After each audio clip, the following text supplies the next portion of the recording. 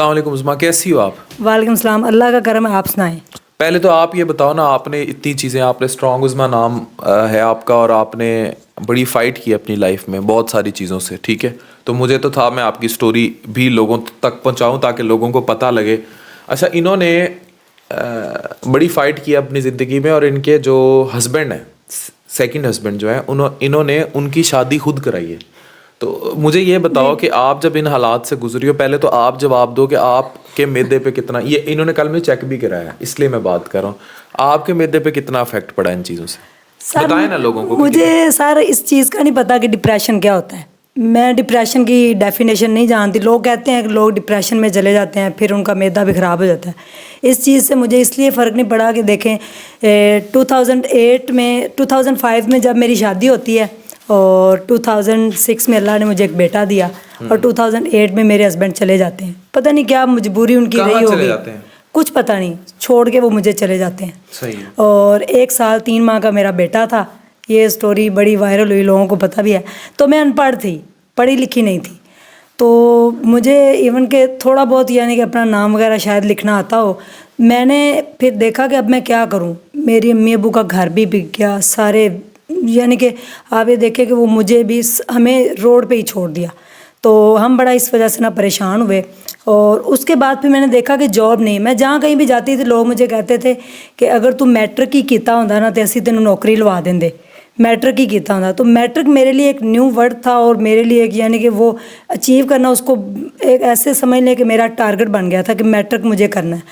तो जब मैं शादी से पहले तो मैंने बड़ी स्ट्रगल की। अपने गांव से हम शिफ्ट हुए लाहौर, और वहाँ पे फिर मुझे पैदल भी चलना पड़ा 2 रुपये बचाने के लिए। बड़ी दूर हम फैक्ट्रियों में काम करने जाते थे, हमारे पास किराया नहीं होता था मेरे और अब्बू के पास। तो मेरी उंगलियों पे आज भी वो कट के निशान हैं, जो उस दौरान वो गारमेंट्स के वो धागे काटते हुए कट गई थी। तो आज भी मेरी उंगलियों पर निशान है, क्योंकि मैंने ये सारा दिन लगा के ना 12 घंटों बाद 6 रुपये कमाए थे। तो उन्होंने मुझे कहा कि आपको धागे भी नहीं काटने आते, तो इस वजह से फिर वो बड़ी मुश्किल हुई। तो फिर 2 रुपये वैन का किराया होता, तो हम दोनों, मेरे अब्बू और मैं, 8 रुपये बचाने के लिए 4 घंटे डेली पैदल चलते थे। फैक्ट्री में काम करती थी मैं, गारमेंट्स के धागे काटती थी। उससे फिर आगे मेरी 2005 में शादी होगी। बड़ी मुश्किलों से हमने एक 1.5 मरले का घर बनाया था। तो जब बेटी जवान होती है तो फ़ौरन शादी की होती है, तो मेरी शादी कर देगी। जो मेरे हस्बैंड हैं, एक्स हस्बैंड जो थे, उन्होंने एमए इंग्लिश किया हुआ है, एमए इकनॉमिक्स किया हुआ था, एलएलबी थे, हाफ़िज़ कुरान थे, और अंडर 16, 17, 18 उन्होंने खेला हुआ है। तो उनसे मेरी शादी हुई, क्रिकेट जी। और ये बात आज पहली बार मैं एक्सपोज कर रही हूँ, पहले किसी को नहीं पता। मैं तो अपनी स्टोरी बताना शुरू हो गई आपसे क्या इंटरव्यू।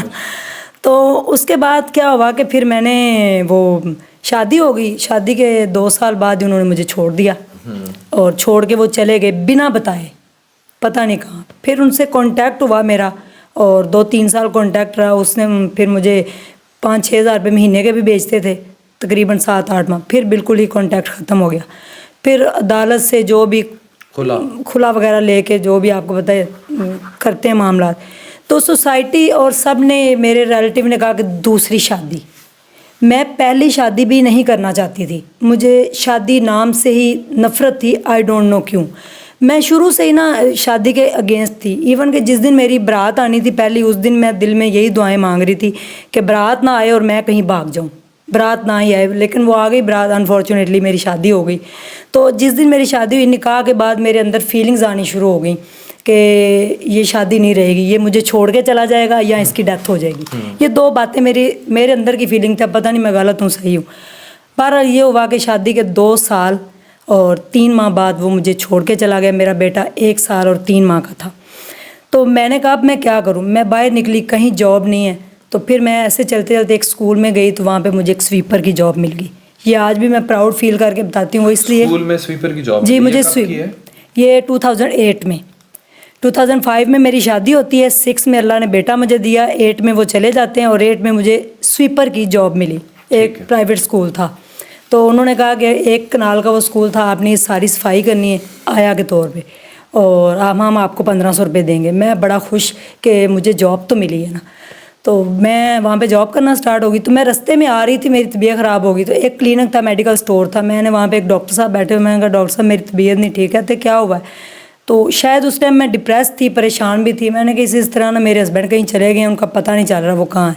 तो मैं इस तरह एक सफाई की जॉब करती हूँ, तो मुझे ना तबीयत नहीं ठीक। उन्होंने मुझे मेडिसिन दी, तो मैंने कहा आपके पास कोई जॉब हो तो मुझे बताइएगा। 3 दिन बाद मैं दोबारा उनको चेकअप करवाने आई, तो उन्होंने कहा कि हमारे मेडिकल स्टोर पे भी एक स्वीपर की ज़रूरत है। तो मैं वहाँ पे भी ना सफाई करना स्टार्ट हो गई। वहाँ पे मैं स्कूल के साथ ही? जी, स्कूल के साथ। पहले मैं वहाँ सफाई करती थी, फिर इधर आ गए। तो इनके जो ऑनर थे अरशद साहब, अल्लाह ताला उनको जन्नत नसीब करे, मेरे उस्ताद थे। उन्होंने मुझे सिखाया कि कैसे पोछे लगाते हैं, कैसे सफाई करते हैं। डेली वो मेरे से सारी मेडिसिन साफ़ करवाते थे। तो अब मैं अनपढ़ थी, मुझे नाम तो नहीं आता था, लेकिन वो इंग्लिश मेरे दिमाग में बैठती गई। वो इंग्लिश जो थी ना मेडिसिन की, वो मुझे नाम याद होते गए। यानी कि कोई भी अगर मेडिसिन लेने आता था तो मुझे ना तकरीबन 3-4 माह के अंदर उनके नाम आने शुरू हो गए। तो मैंने ना वो नाम ज़ुबानी याद करने शुरू हो गए। वहाँ पे बच्चे मैट्रिक करके आए 2008 में, कि हमने मैट्रिक कर लिया। मैट्रिक डॉक्टर साहब उनको मिठाई वगैरह खिला रहे, वो उनको पढ़ाते थे। मैंने कहा डॉक्टर साहब मैंने भी मैट्रिक करना है। वो रिटायर्ड थे जनरल हॉस्पिटल से, मेडिकल सुपरिटेंडेंट। तो उन्होंने मुझे कहा कि जी आपको भी करवा देते हैं, इसके लिए आपको पढ़ना पड़ेगा। अब सर आप ये देखें कि मैंने सारी एकेडमीज़, ऑल एकेडमीज़ रिजेक्टेड मी, कि अगर आप फेल हुई हमारी एकेडमी का इमेज ख़राब हो जाएगा और आप जो हैं वो फेल हो जाएंगे, तो हमारा आप किसी को चांस तो दें, हो सकता है वो पास हो जाए। हो सकता है कि मैं कितनी उस टाइम मुश्किल में थी, जो मैंने तमाम गवर्नमेंट के इदारों को एप्लीकेशन लिखी, जहाँ किस सन की बात है? ये 2008 की। ठीक है। सबसे मैंने सिर्फ एक चीज़ मांगी सर। अब फिर मुझे बाद में समझ आई कि लड़कियाँ कॉल गर्ल क्यों बनती हैं। अच्छा। इसके बाद मुझे समझ आई। मैंने सबको एप्लीकेशन लिखी कि मुझे सिर्फ बुक्स चाहिए और मुझे कोई पढ़ा दे, कोई एकेडमी वाला, कोई स्कूल, कोई बंदा मुझे टीचर कोई पढ़ा दे। हरासा भी किया गया इस सारे अमल में? जवान थी 2000, अभी भी जवान है 2008 में तो you were- नहीं, उस टाइम मैंने ना अपने आप को कितनी उम्र थी 2008 में? मेरी 19 साल। तो मैं यानी कि मैंने अपने आप को बुढ़ापे का खौल चढ़ाया, एक बुर्का पुराना सा पहना और अपनी शक्ल ऐसे बनाई कि मैं 50 साल की औरत लगूं, कि कोई मुझे देख ना सके। तो मैंने देखा, हिरासा मुझे किसी ने नहीं किया, लेकिन मेरी हेल्प किसी ने नहीं की। हाँ, लोग गलत बातें भी करते थे कि जहाँ भी मैं कहीं जॉब के लिए जाती थी, जॉब पढ़ी लिखी तो थी नहीं मैं, तो वहाँ पे फिर आपको पता लोग कैसे होते हैं। तो हरासगी है जी, यस। तो किसी ने मुझे नहीं किया। फिर मैंने कहा कि मैं क्या करूं। फिर डॉक्टर साहब ने मुझे लिख के दिया अलिफ बे पे 1 2 3 ABC। ठीक है। तो मुझे उनकी पहचान करवाई, मैंने वो पढ़ना शुरू कर दिया, लिखना मैंने प्रैक्टिस करनी शुरू कर दी। जब सारी एकेडमीज़ ने मुझे रिजेक्ट कर दिया, तो मैंने अपने बेटे को उठाया, एक पार्क में चली गई। पब्लिक पार्क था, वहाँ पे निशाई अपने आप को टीके लगाते होते थे, और मैं वहाँ पे बैठ के 5 रुपए की एक स्लंटी उसके पास रखती थी और बुक्स खोल के पढ़ना स्टार्ट कर देती थी। पढ़ना क्या होता था, लिखती थी सारा दिन, और लिख लिख के शाम तक धूप गर्मी इतनी होती थी, मैंने पढ़ना स्टार्ट किया। ये अगस्त की बात है, तकरीबन सितंबर की। तो मैंने प्रैक्टिस करनी शुरू हो गई। दिसंबर आया तो मुझे ना हाव नाव हो गई कि उर्दू ये क्या है, इंग्लिश तो मुझे ऑलरेडी आ गई, और मैथ नहीं अब आता था। अब मैथ का क्या किया जाए, मुझे नहीं आया। तो मैथ को मैंने फिर की बुक लेके ज़ुबानी रट्टा लगाया, पूरी मैथ की बुक मैंने ज़ुबानी याद की। और उसके बाद मैं फिर ना, मुझे इतना हो गया कि मैं इंशाल्लाह जो है ना वो पेपर्स दे दूँगी 9-10 के इकट्ठे। मैंने एक स्कूल था, वहाँ गई तो उन्होंने कहा सर, मैंने कहा सर मैं पढ़ी लिखी नहीं हूँ, लेकिन मुझे मैट्रिक करना है, आप मेरा एडमिशन भेज दें। वो कहते हैं 8 का सर्टिफिकेट लाजमी। मैंने कहा वो तो नहीं। खैर उन्होंने मेरा एडमिशन भेजा, मार्च में पेपर आ गए, तो मैंने बड़ी अच्छी तैयारी कर ली। मुझे इतना हो गया कि इंशाल्लाह मैंने क्लियर कर जाना। मार्च 2009 दिसंबर में तैयारी स्टार्ट हुई, मार्च में पेपर थे। 3 माह में मैंने 9-10 को पढ़ा, जो भी था। मैंने पेपर आया, मेरा बेटा मेरे साथ ही गया, वो रोता बहुत होता था। तो मेरे सामने पेपर आया, तो अभी वो डिस्ट्रीब्यूट करके जा ही रहे थे ऑब्जेक्टिव, तो मैंने वो सॉल्व करके भी दे दिया। यानी कि इतना स्ट्रॉन्ग मेरा रट्टा था, मैंने पढ़ लिया, वो लिख दिया सारा।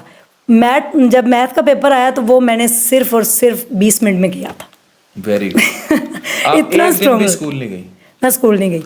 तो एक दिन भी स्कूल नहीं गई, और शादी के बाद जो बता चुकी हैं जो इनके साथ हुआ, स्वीपर रही, और इन्होंने मैट्रिक का इम्तिहान किस तरह पास किया है आपको बता रही जी। मैट्रिक रिजल्ट पेपर्स दे दिए सारे, रिजल्ट का वेट था। मैंने 500 रुपये का नोट जमा किया और अपने बेटे को कहा कि अब हमारे अच्छे दिन आने वाले हैं, क्योंकि सब ने मुझे एक उम्मीद दिलाई हुई थी, इवन के बड़े बड़े डॉक्टरों ने भी, तो कि तू मैट्रिक ही कर लेना तो असी तेनों नौकरी लवा देंगे। ये बड़ा था। अच्छा रिज़ल्ट आ गया। मैं गई 1614140 मेरा मैट्रिक का रोल नंबर है। मैंने जाके बताया, मैंने कहा ये मेरा रोल नंबर है, उज़मा गिलानी वल्दियत शाह मोहम्मद मेरा नाम। उन्होंने कहा जी आपके 662 मार्क्स हैं और आप पास हैं। मैंने कहा ये कैसे हो सकता है, मैंने तो अभी आप दोबारा देखे टेंट लगे होते थे। 3 जगहों से मैंने अपना रिज़ल्ट मालूम किया, बोर्ड के ऑफिस से मालूम किया, तो मैं हो गई पास। वो 500 रुपये का नोट मैंने और मेरे बेटे ने दिल खोल के खर्च किया और बड़ा हम खुश हो गए दोनों, बड़ा हैप्पी हो गए कि ज़ाहिर है। अब जिन्होंने कहा था मैट्रिक, वो मुँह फेर गए मेरे से कि ये क्या, नहीं तो अनु अगे भी पढ़ना पड़ेगा। खैर जो भी, फिर मैंने ना कहा कि मुझे ना एक उम्मीद नज़र आई। मैंने कहा नहीं मुझे पढ़ना है अब। तो मुझे अपने ना विज़न क्लियर नज़र आ गया कि मैं पढ़ लिख जाऊँगी, डोंट वरी, इसमें कोई इतना मसला नहीं। मैंने फिर इंटर की बुक्स ख़रीदी और मुझे इतना आ गया, डॉक्टर साहब ने मुझे इतनी प्रैक्टिस करवा दी कि मुझे एक हॉस्पिटल में ना जॉब मिल गई। एक लेडी डॉक्टर थी, वो अल्ट्रासाउंड करती होती थी उनके साथ। उन्होंने मुझे अल्ट्रासाउंड सिखा दी, एक्सरे सिखा दिया, ईसीजी करनी सिखा दी, मुझे मेडिसिन के नाम ज़ुबानी याद हो गए, इंजेक्शन लगाना, बैनुला पास करना, even drip, her cheese A to Z मुझे आ गई। तो मुझे ये अक्ल ही नहीं आई कि मैं मैट्रिक साइंस के साथ कर लेती तो आज मैं एक सक्सेसफुल MBBS डॉक्टर होती। तो वो मैंने साइंस से नहीं कर सकी। खैर मैंने इंटर प्राइवेट किया, बड़ी मुश्किलों से किया, और उसके बाद मैंने ना ये मैट्रिक कर लिया। मैट्रिक के बाद इंटर किया और शादी की बातें शुरू हो गई। मैंने अपने वालिदैन से कहा कि मुझे शादी नहीं करनी, मेरा बेटा है, मैं इसके सहारे हूँ, ये कल को बड़ा हो जाएगा, मैं जॉब लग जाऊँगी, मैं पढ़ रही हूँ, कोई मसला नहीं है। तो मैंने बड़ा प्रेशर डाला कि मैंने शादी नहीं करनी। सोसाइटी का मेरे पे बड़ा प्रेशर था, मेरे घर वालों का। तो शादी मैं बड़ा परेशान होती थी, मैं रोती तो सबसे अलग हो गई थी। लेकिन कई दफ़ा मुझे बड़ी परेशानी भी होती थी कि मेरा बेटा छोटा है, उसके ज़हन पे क्या असर पड़ेगा। मैं इन सारी चीज़ों से उनको दूर रखना चाहती थी अपने बेटे को। खैर मैंने इंटर भी कर लिया, 686 मैंने मार्क्स जो है वो अचीव किए अल्हम्दुलिल्लाह। और उसके बाद फिर मैंने कहा अब मैं क्या करूँ, फिर मैंने B.Com किया। मैंने government Islamia college of commerce, वहाँ से जी रेगुलर मैंने B.Com किया। मेरी एज 6 मंथ ज़्यादा आ रही थी आम बच्चों की निस्बत, वो मुझे एडमिशन नहीं दे रहे थे। उन्होंने कहा PU में जाएं, वहाँ एज रिलैक्सेशन का सर्टिफिकेट लेके आए। मैं गई तो एक प्रोफेसर साहब थे काफ़ी बूढ़े से। मैंने कहा अंकल आप मेरे सार हैं, मेरे वालिद की जगह पे, मैं पढ़ना चाहती हूँ। इस पाकिस्तान में मुझे पढ़ने नहीं दिया जा रहा, कभी एज रिलैक्सेशन है, कभी कुछ है, क्या कोई शादीशुदा हो जाता है उसको पढ़ने का कोई हक़ नहीं। मैंने 2-3 बातें की। उन्होंने कहा आज अगर 6 साल की भी एज होती तो मैं आपको देता बेटा, ये लो आप पढ़ो। मैंने रेगुलर B.Com किया। B.Com पार्ट 2 में थी तो मेरा दोबारा निकाह करा दिया गया और निकाह मेरा हो गया। वो मेरे से 8 साल छोटे हैं, मेरे हस्बैंड 8 साल छोटे। 8 साल छोटे। और मेरे कब की बात है ये 2013 की, ठीक है। और मेरा निकाह करा दिया गया तो मेरे से 8 साल छोटे और अनमैरिड। अब मैं बड़ा परेशान हुई जब उनसे मेरा निकाह हुआ। मैं करना नहीं चाहती थी। उस दिन मैं इतना रोई थी तो मेरे ख्याल में समंदर का पानी भी कम पड़ जाए। ठीक। मैंने अपने निकाहनामे पे जब दोबारा साइन किए तो मेरे हाथ इतने कांप रहे थे, मैं आपको बताऊं, मुझे शिवरिंग शुरू हो गई कि मैं अपने ही हाथों दोबारा अपनी ज़िंदगी क्यों किसी के नाम लगा रही हूँ। ये साइन करके मैं किसी की फिर जाऊँगी, जबकि मैं एक इंसान की हो चुकी थी और उसी की हूँ, अब दोबारा किसी और की नहीं हो सकती। आप अपने आप को दोबारा, यानी कि लड़कियां खुदा न खासा अगर उनके शोहर छोड़ जाते हैं, डिवोर्स हो जाती है या विडो हो जाती हैं, तो दोबारा किसी और मर्द के सामने जाके आप उसके साथ उसकी बीवी नहीं बन सकती। ये मेरा पॉइंट ऑफ व्यू। मैं नहीं किसी के सामने जा सकती थी क्योंकि मैं एक इंसान की हो चुकी थी। उन्होंने मुझे देख लिया था, मैं उनके बच्चे की माँ थी, तो मैं अपना आप किसी और के हवाले नहीं कर सकती। हाँ हो सकता है जिस्म मेरा किसी के हवाले हो गया हो, बट दिल तो नहीं हुआ था। जो भी है, मैं क्योंकि मेरी उनसे शादी हुई थी, वो मेरे से 20 साल बड़े थे, मुझे उनसे मोहब्बत थी और शादी के बाद ही होनी थी ज़ाहिर मोहब्बत जो भी।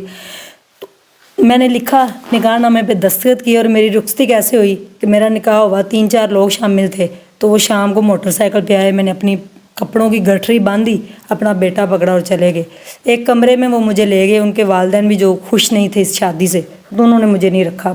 वो कहते हमने नहीं रखना, बूढ़ी है। वो शादी हुई कैसे, अरेंज मैरिज? मेरे अब्बू के दोस्त के बेटे हैं। अच्छा जी। तो मैंने ये असल में शादी एक एग्रीमेंट के थ्रू हुई थी। मैंने उनसे कहा कि आप ना मेरे से निकाह कर लें, तो मेरे घर वालों को ये लगेगा कि इसका निकाह हो गया, ये जा चुकी है, तो 1 साल बाद ना जब मैं B.Com कर लूँगी, मेरी जॉब लग जाएगी, आप मुझे छोड़ देना। तो मैं अपने बेटे के साथ आराम से रह लूँगी। सही है।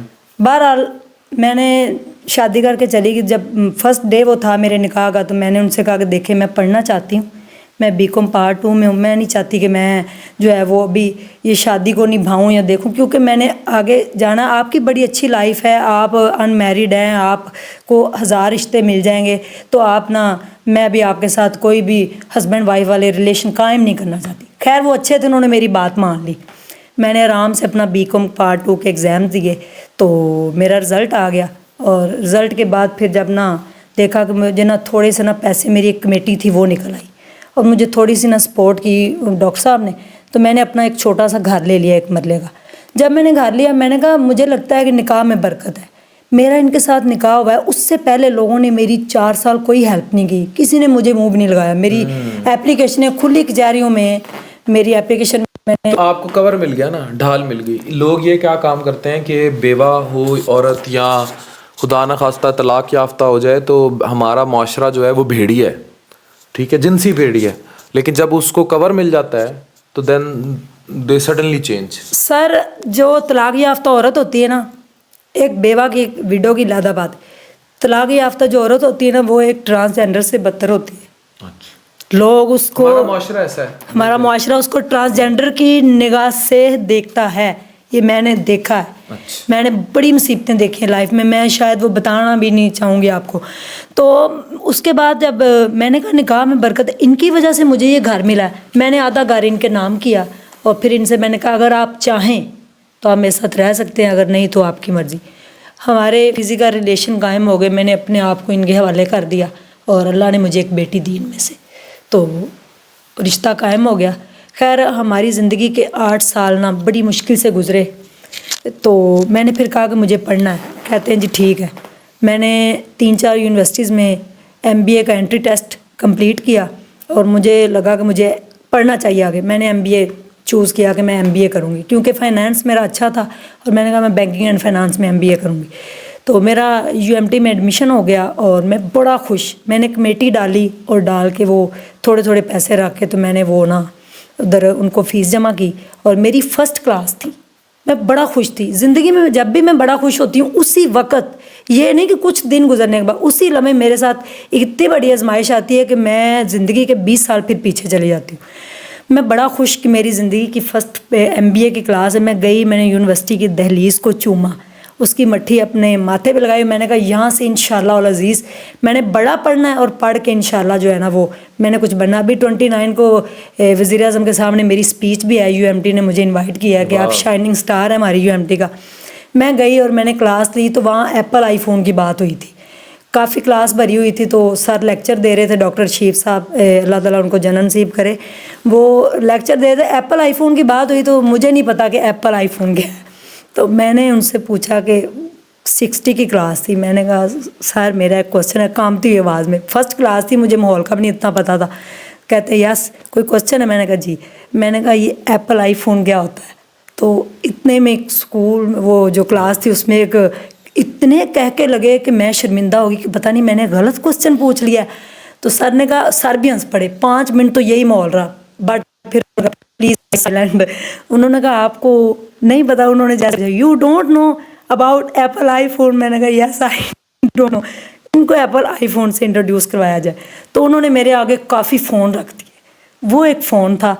अब मैंने उसको देखा तो उसके पीछे एक कटा सा सेब था। मैंने कहा ये फ़ोन है सर। सर कहते ये बाद में बताएंगे, मुझे आप मुझे क्लास के बाद मिलना। मैं उनके कमरे में गई तो उन्होंने मुझे कहा आप कहाँ से हैं? तो मैंने थोड़ा सा बताया, ज़्यादा नहीं बताया। उन्होंने कहा आपको कोई प्रिंट वगैरह हो तो मेरा प्रिंटर हाज़िर है, अपनी चीज़ें आप ले जाइएगा। बुक, मैंने कहा मेरे पास बुक्स नहीं। बुक्स 2500-1500 की थी। उन्होंने मुझे ना अगले दिन ना क्लास में बुलाया। तो कहते हैं ये ना उधर मेरे ऑफिस में पड़ी हुई थी बुक, आप ले लीजिएगा। मैंने वो बुक ले ली, घर गई तो मैंने खोला, उसमें एक लिफाफा था। उसके अंदर 1000 रुपीज़ था जो मेरी नेक्स्ट बुक थी उसके लिए। उन्होंने कहा ये आप बुक ले लीजिएगा लेकिन मेरा नाम ना लीजिएगा। माशरे में अच्छे लोग थे जो आपकी मदद करते गए। तो फिर आपकी एजुकेशन कहाँ कंप्लीट हुई? मैंने उस मेरी पहली क्लास थी और मेरे ये सेकंड हस्बैंड को पैरालाइज हेमरेज हो गई। मैं घर आई तो कहते हैं जी मैं बड़ा खुश। और क्लास कितनी उम्र थी उनकी? 22 साल। सही, फिर फ़ौरन कहते मेरे से बात नहीं हो रही, हॉस्पिटल जाया गया तो पैरालाइज हेमरेज, कोमे में चले गए। फिर हमारा मेडिकल स्टोर था, वही मेडिकल स्टोर जिसके ऊपर मैं सफाई किया करती थी उसकी फिर मैं ऑनर बनी। अच्छा, मैंने डॉक्टर साहब, वो दुकान उन्होंने छोड़ दी, मैंने डॉक्टर साहब ने मुझे 500 रुपये दिए, मैंने 500 रुपये से मेडिसन एक डिब्बा लेके आए पैनाडोल का, हमने वो बेचा, उसमें हमें 13 रुपये बचे।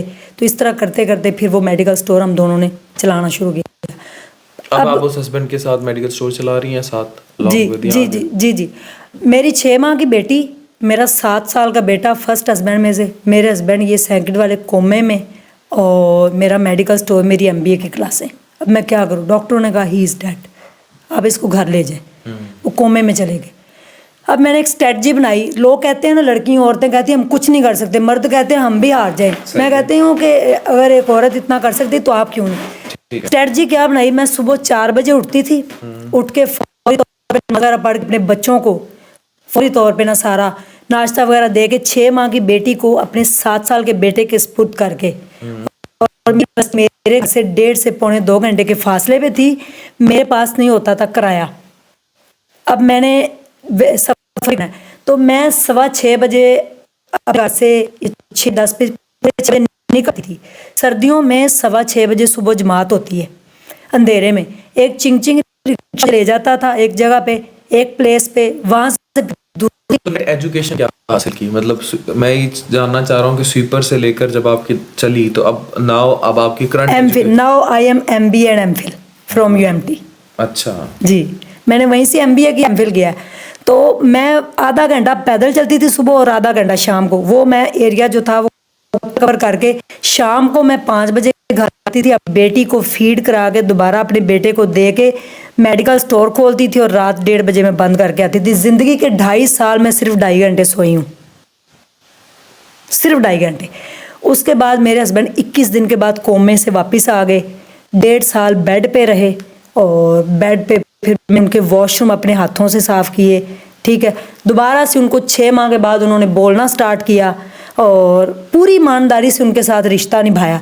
लेकिन डॉक्टर साहब, मेरे अंदर से मुझे फीलिंग आती थी कि इनके साथ ज़्यादती हुई है। शायद मैं मनहूस थी, मुझे मनहूस कहा गया कि आप मनहूस हैं, आप इनकी ज़िंदगी में आई हैं, इनको अटैक हुआ है, ये आप इनसे बड़ी थी, आप बूढ़ी थी। काफ़ी लोगों ने मेरे पे बड़ी बातें की कि आपकी वजह से ये आज इस हाल में। तो फिर मैं बड़ा परेशान हुई। 2018 में मेरी डिग्री कंप्लीट हुई और सेकंड लास्ट सेमेस्टर था, तो मुझे भी अटैक हो गया और अल्लाह ने फिर मेरी ज़िंदगी बचा दी। फिर मुझे आर्थराइटिस डायग्नोज हुआ, रूमेटॉइड आर्थराइटिस। तो उसकी वजह से मैं बड़ा परेशान हुई। फिर मैं ना एमबीए की डिग्री कंप्लीट करके मुझे एक बड़ी अच्छी जॉब मिली, असिस्टेंट फाइनेंस मैनेजर की।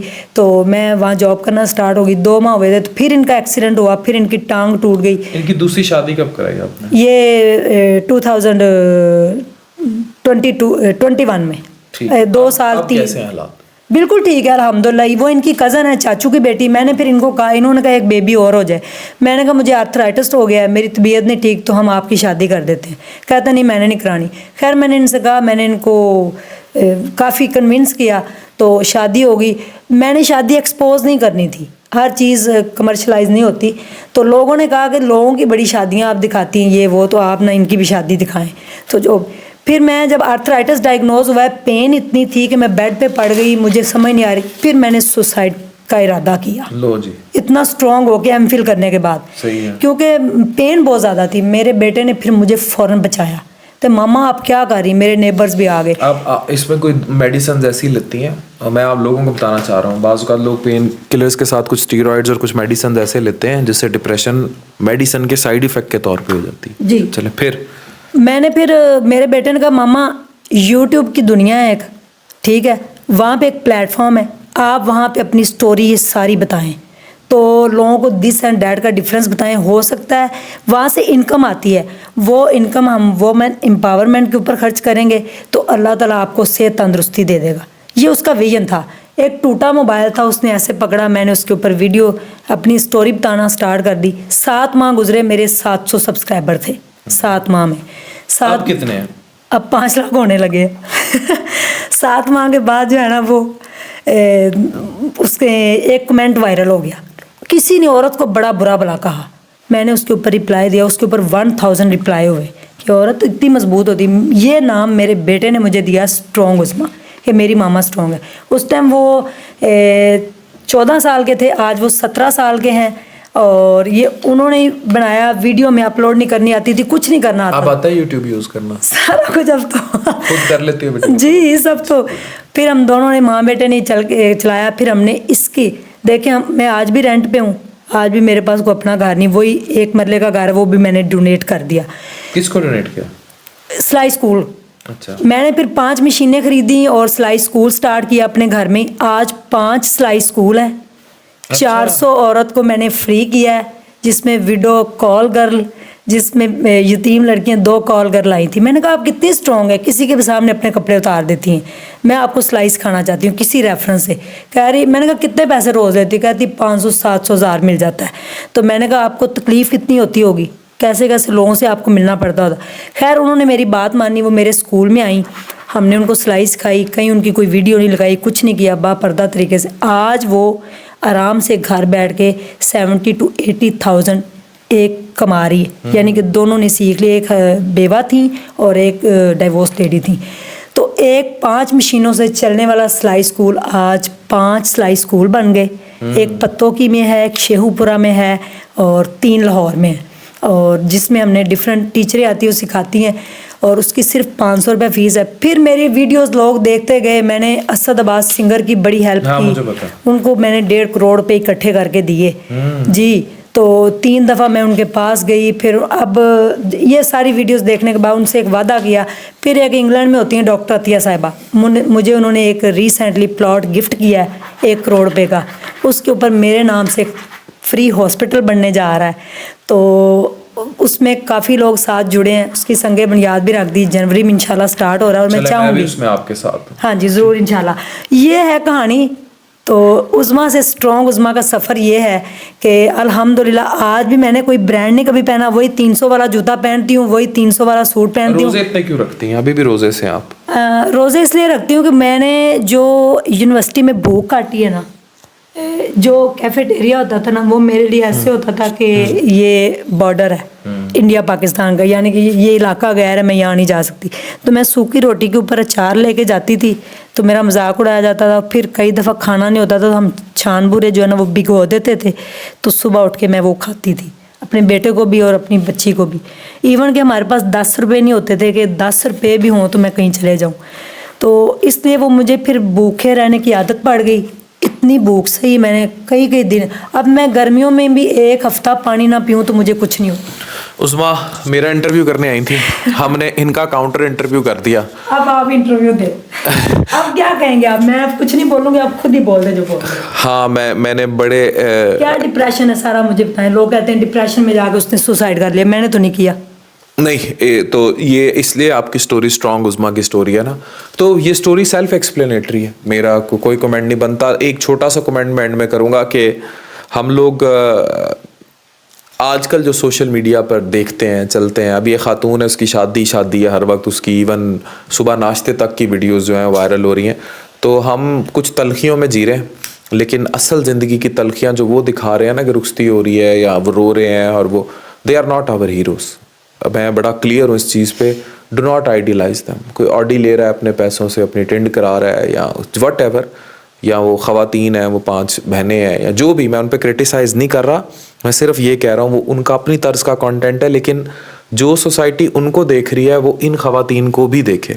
इनकी पहले शौहर से तलाक हुई, 19 साल की टोटली अनपढ़ लड़की, 50 साल का अपने आप को बनाया। हाँ, स्वीपर बनी, एमफिल और एमबीए कैसे किया। कई बेसहारा ख़वातीन और कॉल गर्ल्स को खाने की राह दी। मैं कहता हूँ मछली खिलाने से ज़्यादा मछली पकड़ना सिखा देना इज़ इम्पॉर्टेंट। फिर 2 बच्चों के साथ मेडिकल स्टोर चलाया, दूसरे शौहर की खुद दूसरी शादी करवाई। तो ये सारे मामला आते हैं। तो ये लड़की खातून जो है ये मारूफ यूट्यूबर है, अभी भी रोज़े के साथ है।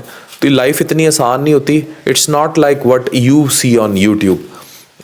ये शादियाँ, डांस, नाच गाने, ये ज़िंदगी नहीं है। ज़िंदगी की असलियत ये। और मैं आपको बताऊं जो उज़्मा की कहानी है, पाकिस्तान की बहुत सारी ख़वातीन की कहानी है। इसमें बहुत सारी ख़वातीन फिर या तो ख़ुदकुशी कर लेती हैं या कोठों पे बैठी नज़र आती हैं। हमारा माशरा ऐसे ही एक्सेप्ट करता है उस्मा जैसी ख़वातीन का। मैं थैंक यू वेरी मच।